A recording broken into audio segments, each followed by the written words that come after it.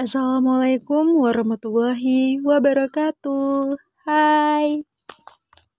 Perkenalkan, nama saya Puspa Aspara Rahmadani dengan NIM 2316010244. Saya dari Prodi Ekonomi Syariah dan saya perwakilan dari kelompok 5 yang akan menceritakan cerpen sejarah peradaban Islam di Andalusia dengan anggota Saudari Ima Yulianti Fitri dengan NIM 2316010255 dan Saudara Arzaki Fadila dengan NIM 2316010265.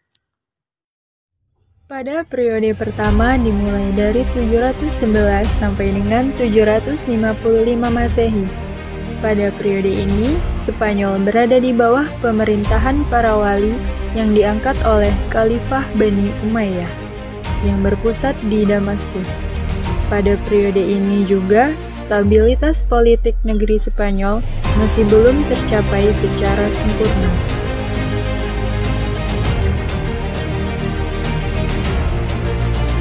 Pada periode kedua dimulai dari 755 sampai dengan 912 Masehi.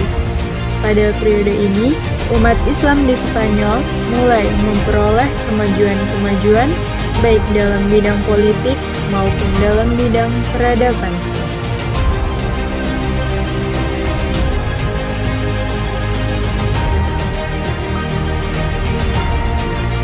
Pada periode ketiga dimulai dari 912 sampai dengan 1013 Masehi. Pada periode ini, umat Islam di Spanyol mencapai puncak kemajuan dan kejayaan menyaingi kejayaan Daulah Abbasiyah di Baghdad.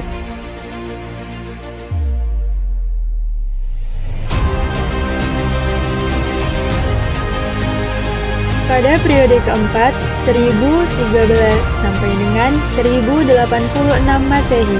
Pada periode ini, Spanyol terpecah lebih dari 30 negara kecil di bawah pemerintahan raja-raja golongan.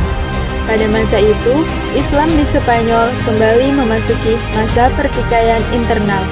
Ironisnya, ketika terjadi perang saudara, ada di antara pihak-pihak yang bertikai itu meminta bantuan kepada raja-raja Kristen. Melihat kelemahan dan kekacauan Islam pada saat itu, maka untuk pertama kalinya orang-orang Kristen mengambil inisiatif melakukan penyerangan.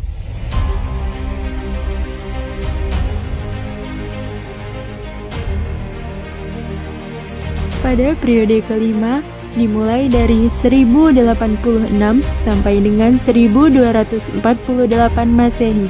Pada periode ini, Islam masih terpecah dalam beberapa negara.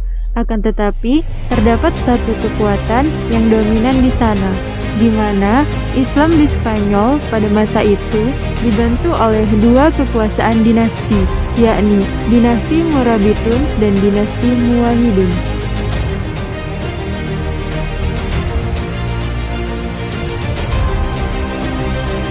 Pada periode ke-6 dimulai dari 1248 sampai dengan 1492 Masehi. Pada periode inilah Islam mulai mengalami keruntuhan. Semuanya berawal dari konflik atau perselisihan orang-orang istana yang memperebutkan kekuasaan. Terdapat persekongkolan kerajaan Kristen untuk mendapatkan kekuasaan yang menyebabkan kerajaan Islam melemah. Melihat peluang itu, maka kerajaan Kristen kembali menyerang Islam, sehingga membuat Islam pada masa itu menyerah. Dengan demikian, berakhirlah kekuasaan Islam di Spanyol. Umat Islam pada saat itu dihadapkan pada dua pilihan, yakni mereka masuk Kristen atau tetap Islam, namun harus pergi meninggalkan Spanyol.